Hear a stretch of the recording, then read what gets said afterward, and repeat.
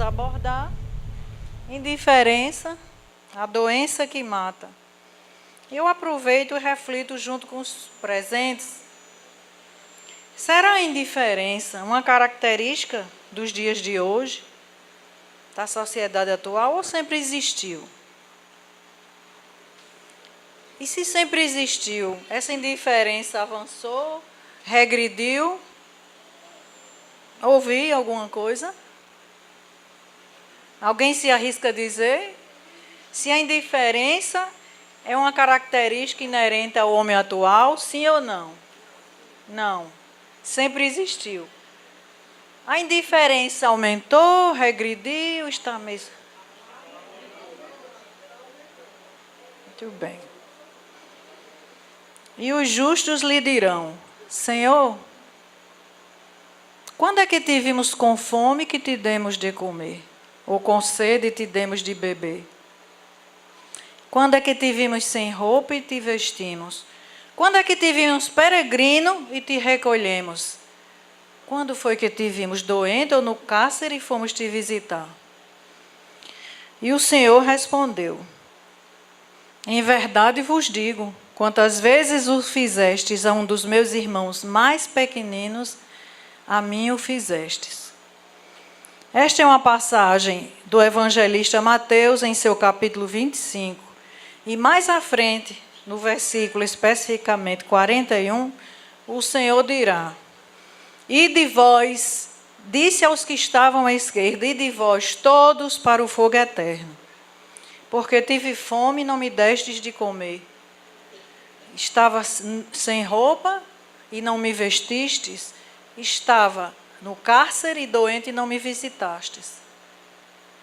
E aí eu pergunto, qual foi o mal que esta turma fez para ser expulsos e condenados ao fogo eterno, se eles não acumularam mal sobre mal, não eram odiosos, não odiaram?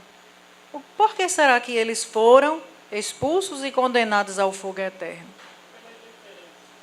Pela indiferença, por não terem feito o bem. Não foram maus, mas também não tiveram nenhuma atitude de bondade. Então a gente observa que não basta dizer: eu não faço o mal, eu nunca fiz o mal, jamais farei o mal. Porque quando a gente não se compromete pelo bem comum, a gente está sendo cúmplice da injustiça, está sendo cúmplice da violência, está sendo omisso. Então a omissão e a indiferença, portanto, é um mal. E aí eu lembro de São Paulo, na realidade, aos Romanos, em suas cartas aos Romanos, no capítulo 7, ele diz: porque tenho o desejo de fazer o que é bom, mas não consigo realizá-lo. Pois o que eu faço não é o bem. Pois o que eu faço não é o bem que desejo, mas o mal que eu quero fazer, esse eu faço. Parece conosco. O bem que eu quero fazer, eu não faço. Mas o mal que eu não quero fazer, esse eu faço. E aí eu lembro também de um escritor judeu chamado Elie Wiesel. Foi sobrevivente dos campos de concentração nazista.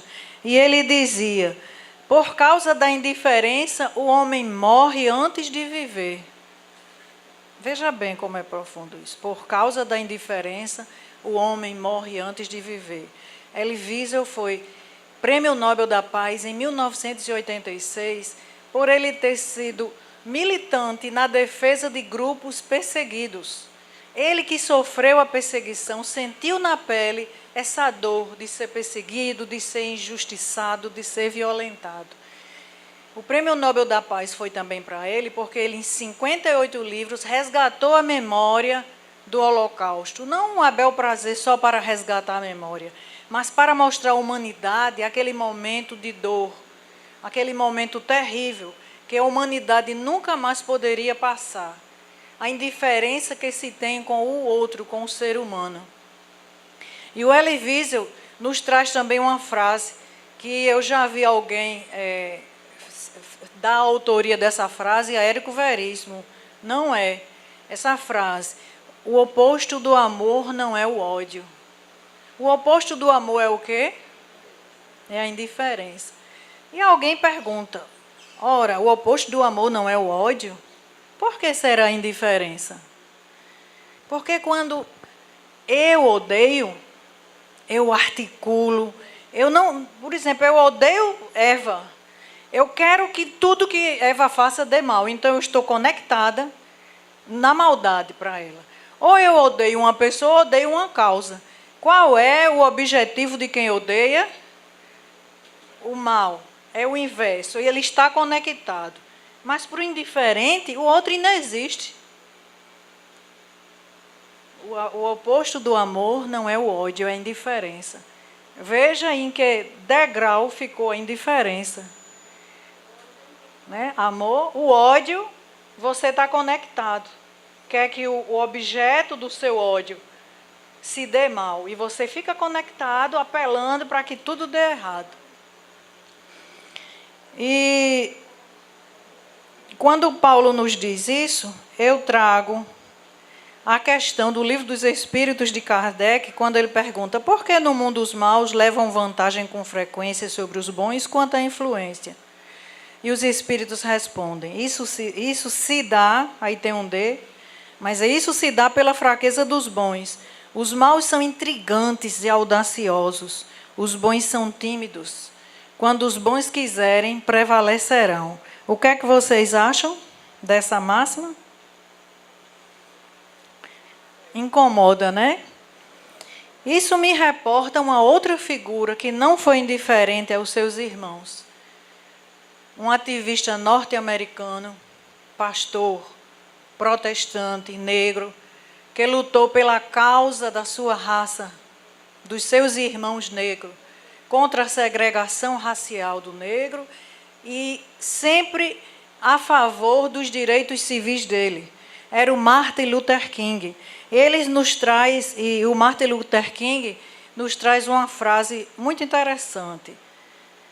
Ele diz assim, nossa vida se encaminha para o fim quando nós silenciamos diante daquilo que realmente importa. Quando a gente é indiferente, quando a gente silencia diante daquilo que realmente importa, estamos sendo indiferentes. Estamos omissos. Tudo que a gente poderia se interessar não tem efeito nenhum porque a gente leva para o descaso.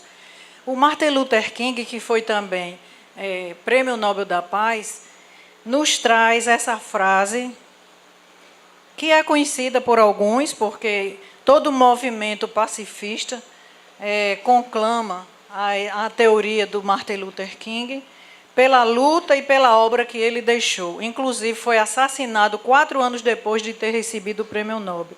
Olha que frase impactante. O que me assusta não são as ações e os gritos das pessoas más, mas a indiferença e o silêncio das pessoas boas. Martin Luther King. Com isso, a gente vê que realmente se confirma que a indiferença sempre existiu, tanto nos dias atuais, como nos tempos idos. E para isso, numa linha do tempo, eu trago uma outra passagem do evangelista Marcos, no seu capítulo 10, com a história do cego de Jericó. O cego de Jericó, que tinha o nome de Bartimeu, vivia nas ruas de Jericó e, além de cego, precisava pedir esmolas para sobreviver. Ele, como cego, e naquele tempo as pessoas achavam que ser cego era uma condenação. Era um pecador miserável que estava pagando suas transgressões ou a dos seus antepassados. Vítima de um preconceito social tremendo, as pessoas o maltratavam, não davam atenção para ele. Era alguém que não existia. Mas ele soube que Jesus de Nazaré estaria vindo para Jericó. E nasceu em Bartimeu uma esperança de uma nova vida. e ele ficou aguardando certa ocasião, quando Jesus, alguns escritores dizem, alguns teóricos dizem que Jesus estava a sair de Jericó, outros dizem que estava a entrar, mas então, ao entrar e sair, Bartimeu ouviu quando Jesus passava e começou a gritar: Jesus, filho de Davi, tende compaixão de mim. Mas as pessoas apinhadas, a multidão, ansiosa também por terem seus pedidos, seus milagres atendidos, atrás das suas curas físicas e espirituais, não permitiam que o cego Bartimeu chegasse até a presença de Jesus. E aqui eu faço uma contextualização. Será que a multidão de hoje, nos seus templos religiosos, tem alguma semelhança com aquela multidão da era cristã? As multidões nos seus templos religiosos, aflitas, ansiosas atrás de serem atendidas nos seus peditórios, nas suas curas físicas, nos seus pedidos de resolução de casos amorosos, sentimentais, de trabalho, de emprego. Será que tem alguma semelhança? Será que essa multidão atual vê os Bartimeus que estão à beira do caminho? Será que são indiferentes? Ou são iguaizinhas? São semelhantes. Mas aí, então Jesus, que sabia de tudo, compreendia que Bartimeu não conseguiria chegar até a sua presença. Então ele pediu que alguém fosse trazer aquele homem até a sua presença. E o trouxe. Só assim o cego chegou a Jesus, porque Jesus interviu pedindo a alguém para trazer aquele homem à sua presença. E ele pergunta na presença de Bartimeu: o que queres que eu te faça? E Bartimeu responde: quero ver. E Jesus então diz talvez a frase mais emocionante da vida do cego Bartimeu: vai, a tua fé te salvou. É emocionante, não é? Se acontecesse de vero com a gente. Então precisamos estar atentos a essa indiferença que a gente às vezes não percebe. Trabalhando esse egoísmo, essa indiferença, essa insensibilidade, esse materialismo que insiste em nos perseguir. Às vezes a gente quer até deixá-los, mas eles são insistentes e permanecem conosco. Então, no ir e vir dessa nossa vida, nessa inconstância de sentimentos, ora sendo indiferentes, ora sendo cuidadosos com o outro, nos desvelando, porque isso existe. Então, nessa inconstância de sentimentos, a gente vai caminhando, vai trabalhando para que a gente um dia chegue a realmente se despir da indiferença, do egoísmo, do materialismo, da insensibilidade e de muitas outras coisas. Então, nessa dimensão, eu trago uma outra passagem, compreendendo de que no deserto das indiferenças existem oásis de cuidado pelo outro. E a gente confirma isso no evangelista Marcos, no seu capítulo 2, quando alguns homens, em meio a uma multidão que também não iria deixar jamais, se não passava o cego sozinho, imagine um paralítico numa maca. Aí é que não ia chegar nunca mesmo à presença de Jesus. Mas um grupo de pessoas, um grupo de homens, arquitetou um plano, fazer um buraco na casa onde estava Jesus e descer a maca desse paralítico. E assim foi feito. E aí Jesus, claro, cura. Tem até nesse capítulo, tem uma conversa de Jesus com os líderes religiosos que estavam dentro da casa, ouvindo Jesus para ver se ele não dizia alguma coisa contra a lei mosaica. E aí Jesus cura e diz assim: homem, levanta-te, pega a tua maca e vai para casa.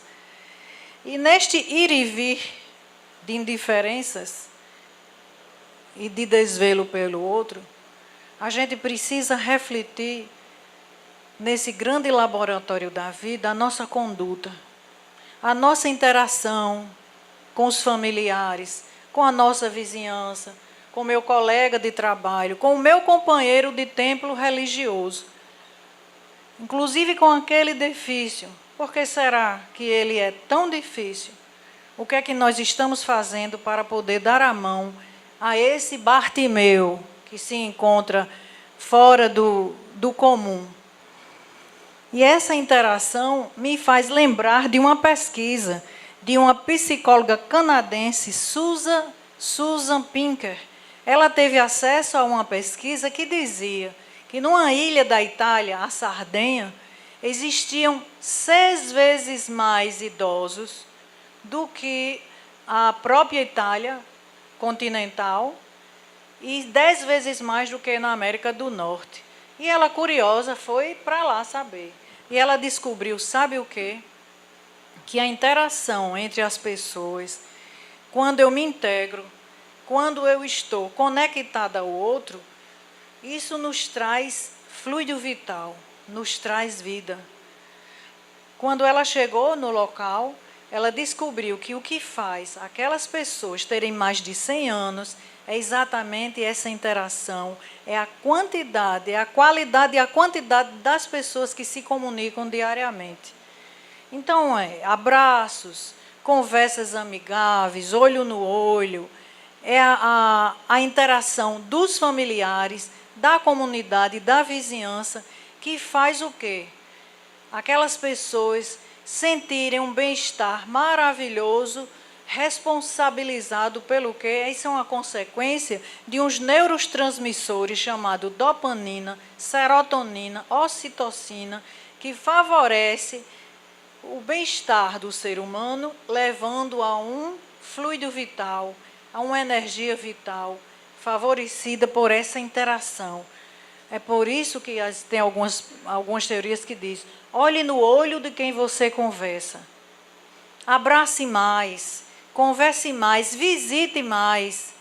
Esse trabalho que alguns centros têm de fazer o evangelho no lar, isso é uma maravilha, porque você não está só levando o evangelho no lar, você também está proporcionando àquela família a ter um momento de interação com outras pessoas, saneia as mentes e a própria sintonia da casa onde está sendo realizado aquele evangelho no lar. Então, o nome da psicóloga é Susan Pinker, professora, ex-professora, que ela já se aposentou, e ela descobriu que o segredo para uma vida longa pode estar na sua vida social. E aqui eu botei os velhinhos, porque eu assisti o vídeo dela, e tinha algumas cenas da cidade. E eu achei tão fofo esses 2 velhinhos sentados aí. Continuando com esse pensamento, eu trago a história do Livro dos Espíritos na pergunta 208, mas antes eu quero falar sobre uma coisa. Quando a gente fala sobre interação e atenção ao outro, a gente lembra como é que está a família hoje. A família que segue indiferente à educação do seu filho provoca algum benefício ou algum problema com a sociedade? Isso é uma pergunta que eu faço a vocês. Então, pronto, essa interação que a família tem, essa indiferença, vamos usar o título do tema, a indiferença que a família tem com o seu filho, com o seu jovem, com o seu adolescente, ele está transferindo para a sociedade essa problemática. Vitor Hugo, no século XIX, já dizia uma frase que para mim é filosófica e poética. Ele dizia: a mão que embala o berço, embala o mundo. Imagine a dimensão, a mão que embala o berço, embala o mundo. Eu sou responsável de colocar no mundo, na sociedade, aquele que eu cuido, aquele que eu oriento, aquele que eu conduzo na vida. E Pitágoras, todo mundo conhece o teorema de Pitágoras, né? Pitágoras, 400 anos de Cristo, já dizia: educai a criança para não ser preciso punir o homem de amanhã. Alguns teóricos trocam a frase, acrescentando mais alguma coisa, mas o sentido é esse. Educai a criança para que não seja preciso punir o homem amanhã. E isso é verdade. Quando a gente não orienta e não conduz a nossa criança, o nosso jovem, não estamos só trazendo problemas para nós, estamos também trazendo problemas para a sociedade, para a coletividade.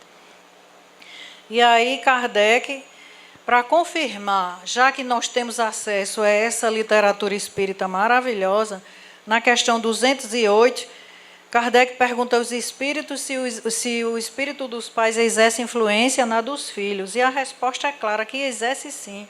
Que o espírito dos pais tem a missão de desenvolver o dos filhos pela educação. Isso é para ele uma tarefa. Se nela falhar, será culpado. Então, vejamos que a indiferença que a gente tem com o outro dificulta mais ainda a vida quando essa indiferença é com os nossos, com a nossa família, com o nosso filho, com aquele que está sob a nossa proteção. Mário Cortella é um educador e professor conhecido nos dias atuais porque dá muitas palestras na área da educação.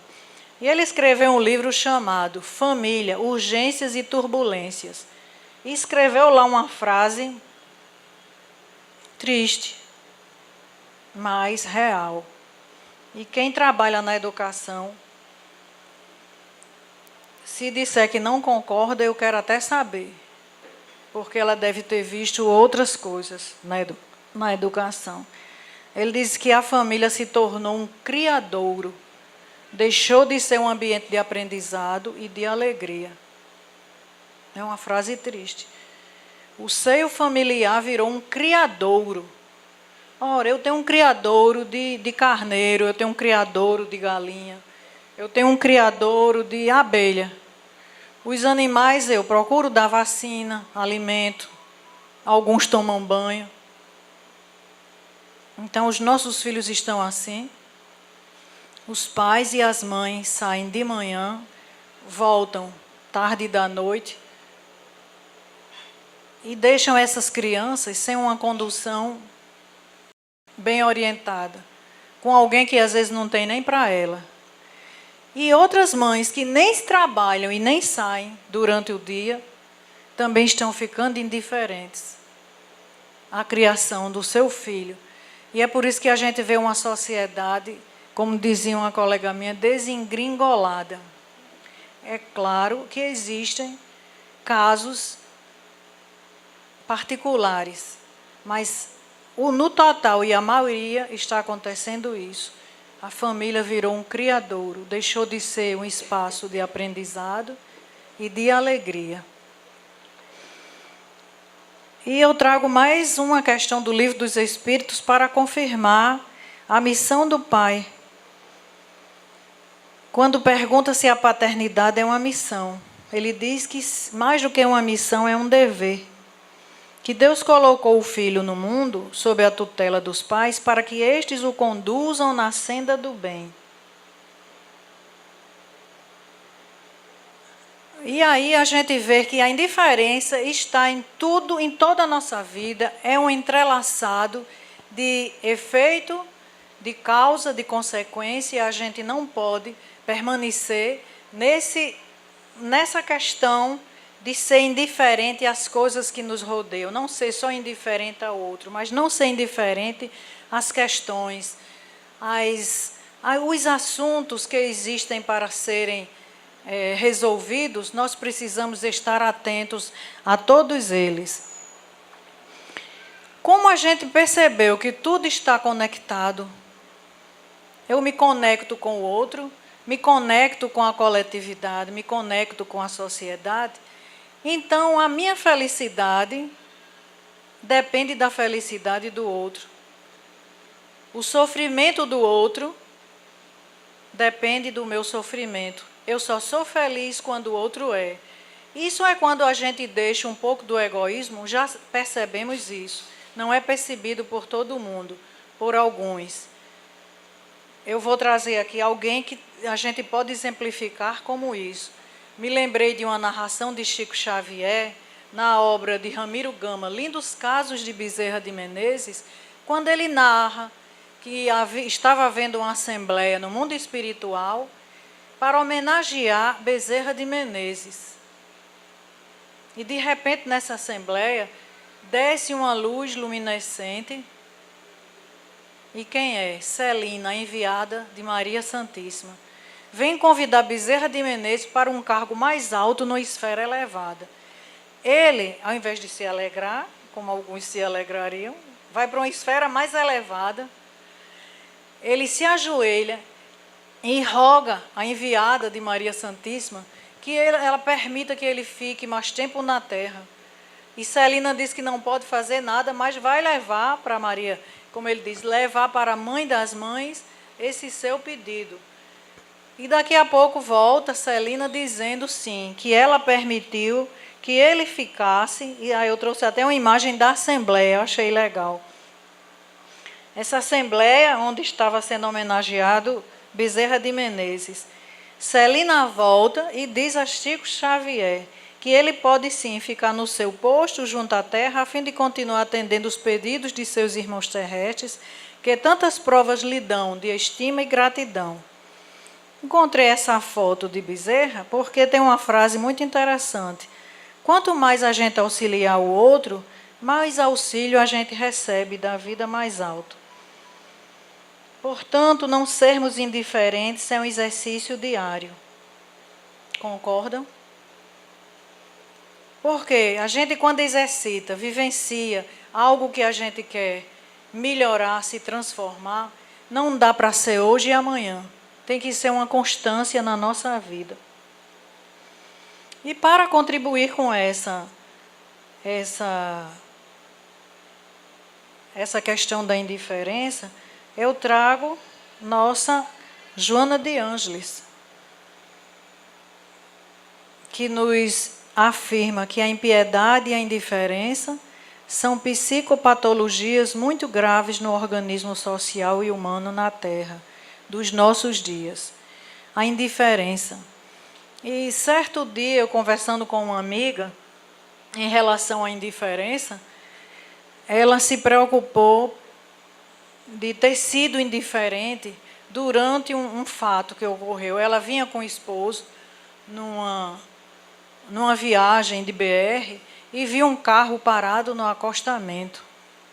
E ela disse que queria parar, mas lembrou que a violência hoje está tão grande. Teve medo de parar, porque a gente sabe que já houve casos parecidos de alguém parar nas BRs e serem assaltados, ou até mortos, né? Sequestrados. Bom, depende de cada caso. E ela se referia que o seu incômodo de ter sido indiferente naquele momento em que parou e não acudiu àquela talvez provável família com criança. E eu falava para ela, querendo analisar junto a ela, que a gente não precisa ser indiferente só se eu for de corpo aberto. Eu posso não ser indiferente neste caso, ligando para onde? Para uma polícia rodoviária, se for uma BR, se for na zona urbana, para um 190, porque assim somos orientados. Será que isso é uma impiedade? Será que isso é uma indiferença? Eu garanto que não. Porque a gente precisa também não ser indiferente a nós. Do jeito que eu não posso ser indiferente com o outro, eu também tenho que me permitir a não ser indiferente comigo mesmo. E como é que a gente não é indiferente conosco mesmo? Vigiando os pensamentos, vigiando o que é que eu atraio pelos meus pensamentos, emoções e desejos. Às vezes a gente tem uns desejos meio tronchos, que depois até a gente se envergonha. Ah, Maria, eu desejei isso, ainda me perdoa, meu Deus. Então a gente tem que estar vigilante ao nosso pensamento, às nossas emoções, aos nossos desejos por nós, pelo outro, por uma causa. E aí eu dizia a ela que ela não foi indiferente, por quê? Porque ela disse que começou a fazer uma prece. Eu disse, aí eu quis relaxá-la. Eu disse, você não foi indiferente. Você não ligou para a polícia rodoviária, mas você fez uma prece. Provavelmente o que viesse atrás ia alertar que deveria ter ligado. Ela não entrou em discordância porque é educada. Não sei se eu a convenci de que ela não foi indiferente por ela ter feito uma prece e ter rogado por aquela família. E Joana de Ângeles, quando nos traz essa frase que a impiedade e a indiferença são psicopatologias graves no organismo social humano, ela nos fala sobre a necessidade do movimento e da ação. Ela nos diz que a indiferença ela é contrária ao movimento da vida, que o fluxo divino da ação precisa estar realmente em movimento. E isso não acontecendo, isso é uma rebeldia aos códigos do movimento. E ela também reforça a história do cuidado conosco. Ela diz que a gente precisa estar vigilante com o cuidado a nós, porque muitas vezes, quando a gente está fragilizada, entra às vezes em depressão, precisamos procurar então uma terapia adequada para não ficar alienado e não ter problemas mais sérios, inclusive físicos. E ela ainda acrescenta, concluindo esse capítulo, dizendo: e se você acha que a vida não vale mais a pena, arrebente as algemas. Vá de encontro ao outro, porque quando você vai ao outro, você se encontra no outro. E você se encontrando no outro, você volta a ter aquela motivação de viver. Começa a ter a motivação de fazer bem ao outro, que queria às vezes uma palavra amiga, que queria apenas uma orientação. E as pessoas que passaram ao largo ou estão com eles, às vezes no mesmo ambiente, ou de trabalho, ou na família, não são entendidas e permanecem com pessoas ao seu redor indiferentes. No Evangelho segundo o Espiritismo, no capítulo 9, Lázaro nos traz uma frase que parece que foi escrita mediunicamente ontem de noite. Ele diz: cada época é assim assinalada, com a marca da virtude ou do vício, que pode salvá-la ou perdê-la. A virtude de sua geração é a atividade intelectual. Seu vício é a indiferença moral. O que é que Lázaro quis dizer com isso? Ele está nos convidando a perceber que nós vivemos para nós, que nós estamos indiferentes aos problemas do planeta, da nossa sociedade. Isso é em geral. Sabemos que existe muita indiferença no mundo, sim, mas a gente sabe também que existem muitas ações de amor. Se cada um daqui fosse enumerar alguma ação de bem ao outro, todos teriam, era só lembrar. São tantas ações do bem que existem, que nós conhecemos por causa da divulgação, da mídia, mas também existem ações que não chegam até nós. Então, quando alguém diz: não, hoje piorou, eu fico a pensar: será que piorou? Vamos refletir juntos. Será que piorou a indiferença? A gente percebe que tem tantas ações em prol do outro, de uma comunidade. A gente vê de vez em quando alguns programas que moram gente que faz. A gente vê, por exemplo, arquitetos se doando para fazer projetos de casas de pessoas carentes para poder ter um ambiente de morada mais humanizado. A gente vê médicos tirando um dia na semana, fazendo parte de grupos, como aqueles médicos no asfalto, mas esse aí é o que é divulgado. Existem outros médicos que dão um dia da sua jornada de trabalho para atender aqueles que não podem pagar. Esses vivem no anonimato. Por quê? Porque não chegam a nós as notícias boas. Porque hoje só dá Ibope as notícias tristes, as notícias que estão em sintonia com a sintonia do nosso planeta Terra, infelizmente. A esperança é que nessa fase de idade de transição, o planeta de regeneração acena. Para a gente chegar até lá, vai demorar um pouco, porque depende de cada um de nós. Mas eu creio que quando o governador planetário achar que já é tempo, ele faz um saneamento geral, porque esse saneamento já vem havendo.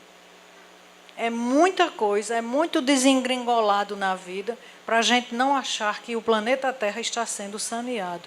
Está sim. Tem muita maldade, muita injustiça, muita violência, mas também existe muitas ações de amor. Existem muitas ações em prol do outro. Concordam? Será que quem pensava que piorou está a analisar?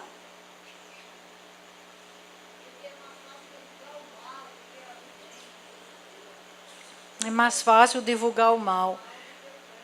É aquela história, é mais fácil descer a ladeira do que subir a ladeira.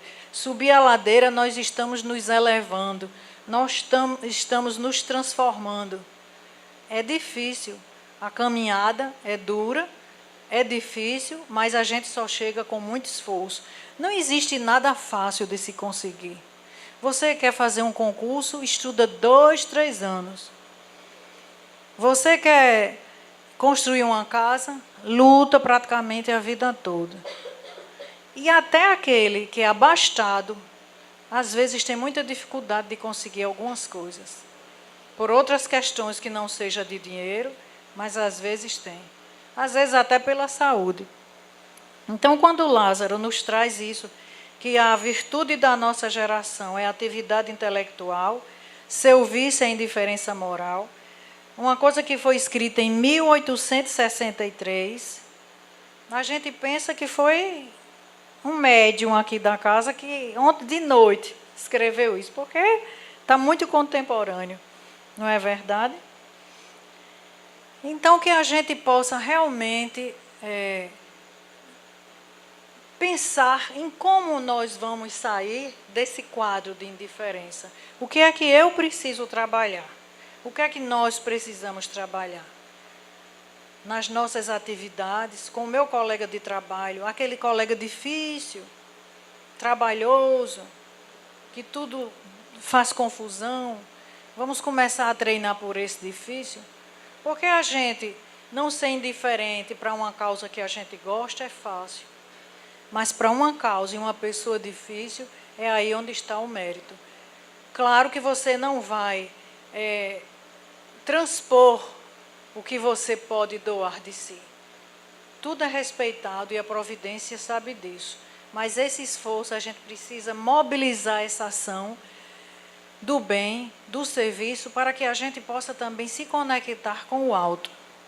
Então, ele nos convida realmente a gente perceber o que existe à nossa volta, olhar os Bartimeus que estão à beira do caminho. E quando a gente começa a entender que tudo está interligado, que a minha ação aqui na pequena esfera tem efeito na sociedade, na coletividade, eu começo a entender que a minha parte na vida é bem maior do que eu entendo. Eu começo a despertar para uma outra forma de agir e conduzir-me. E aí a gente começa a entender que aquela frase, quando o Bezerra de Menezes dizia que queria ficar aqui porque era o lugar onde as pessoas lhe pediam consolo, pediam amparo. Bezerra de Menezes, eu não trouxe a fonte porque eu não encontrei, mas li há muito tempo ele dizendo: enquanto houver uma lágrima de algum sofrimento, aqui eu estarei na terra. Olha que desprendimento desse espírito. Se ele acha que ele precisa estar aqui porque ainda há muito sofrimento, é porque o amor desse homem cobre realmente multidões. E quando é que a gente vai chegar a ter essa disponibilidade de não ir para um lugar melhor porque eu sei que meu irmão aqui está sofrendo? Quando é que eu vou estar disponível de não... E aqui na nossa vida prática, às vezes a gente é agraciado com alguma coisa que facilita a vida, passa à frente numa fila. Vejam que essas coisas pequenas, elas são elas são levadas em conta. Uma fila que eu furo, um benefício que eu recebi, mas estou ciente de que vai prejudicar o outro. São essas coisinhas pequenas que vão acumulando em nossas vidas e aumentando o nosso karma. Confere? São essas pequenas coisas que nos fazem ampliar nosso karma negativo. Mas não fiquem tristes, porque sempre há uma esperança. A misericórdia divina é grande, e é por isso que a gente, neste ir e vir de experiências humanas, a gente conseguirá sim essa transformação tão esperada pelo Mestre Jesus, a que todos temos que chegar inexoravelmente. Nós iremos chegar. E aí, quando a gente entende que essa conexão é feita, que tudo que ocorre na sociedade tem consequências no planeta Terra, no cosmos, a gente começa a entender o nosso papel na sociedade e entre todos nós humanos. Quando a gente entende isso, a gente começa a se dedicar mais ao outro, se dedicar mais às causas, de forma serena, de forma tranquila, porque até para isso a gente precisa não estar indiferente conosco, porque quando a gente negligencia o cuidado conosco, estamos também nos prejudicando. Eu lembro de uma cena do filme Madre Teresa de Calcutá, que ela, no seu afã de ajudar, limpava um, curava outro, ajeitava o lençol de um, ela chegou e desmaiou, perdeu os sentidos. Ela acordou com a Madre Superior, ela na cama. Eu nunca esqueci essa cena, o filme Madre Teresa de Calcutá. A madre dela dizia assim, a Madre Superiora: Teresa, se você quer cuidar do outro, cuide de você primeiro. Essa é a indiferença que a gente não pode ter pelo outro, que não pode ter conosco mesmo. A gente precisa cuidar do outro, não ser indiferente com o outro, mas estar alerta para que a gente não esteja indiferente conosco. E como é que a gente não fica indiferente conosco, além de vigiar os pensamentos? Procurando o quê? Uma terapia medicamentosa quando sentir o esgotamento físico. Procurando uma terapia adequada quando ver que a nossa emocional e o nosso psicológico precisa sim de uma orientação profissional. Certo dia eu falava isso com uma pessoa de um centro espírita, que não era o nosso, e eu dizia que a gente deve procurar a terapia espiritual, sim, talvez seja até a primeira. Oh, obrigada.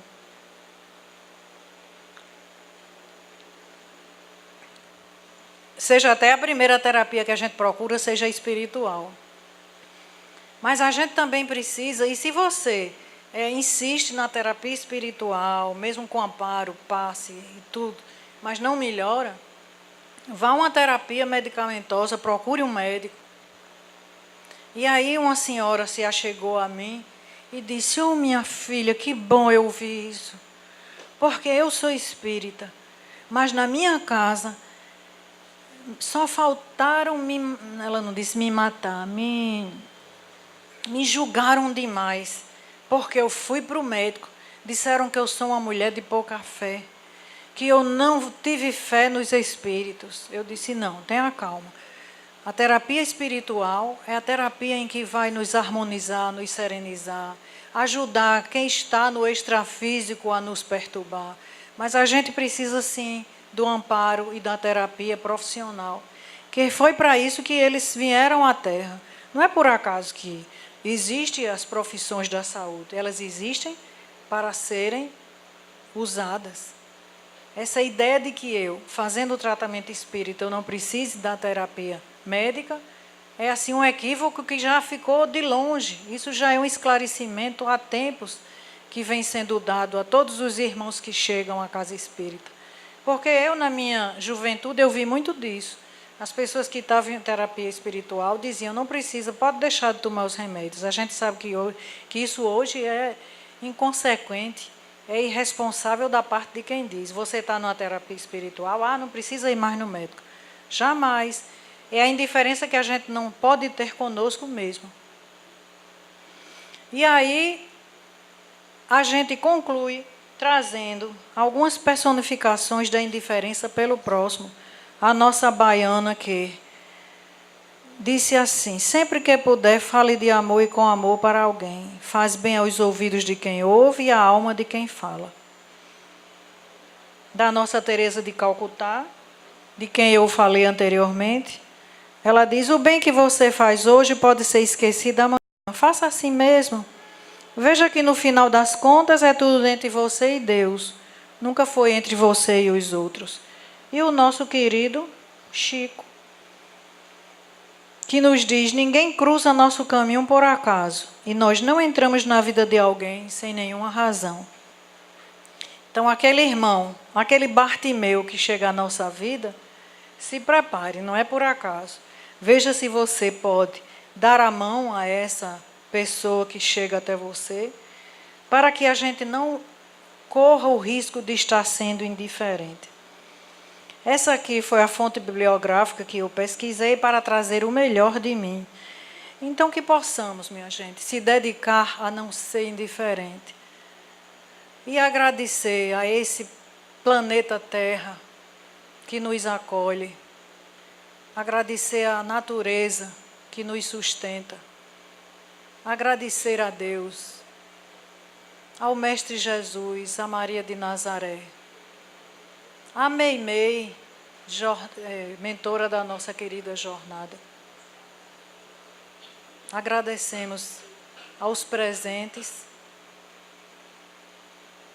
Agradecemos a todos os amigos que vieram de João Pessoa prestigiar mais uma tarefa da jornada. Agradecemos aos trabalhadores e ao público desta seara bendita. Agradecemos aos nossos mentores espirituais, amigos e familiares. Lembrando que existe uma frase que podemos fazer como ela. Existe uma frase que diz, somos anjos de uma asa só.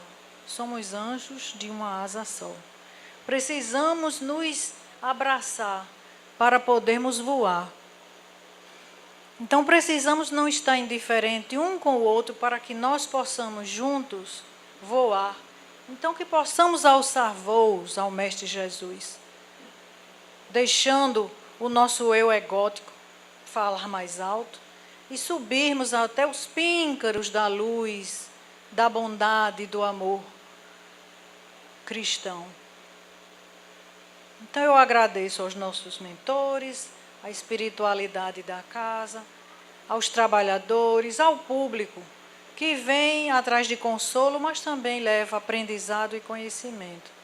Então, de alma genuflexa, eu agradeço a Deus, a todos vocês. Graças a Deus.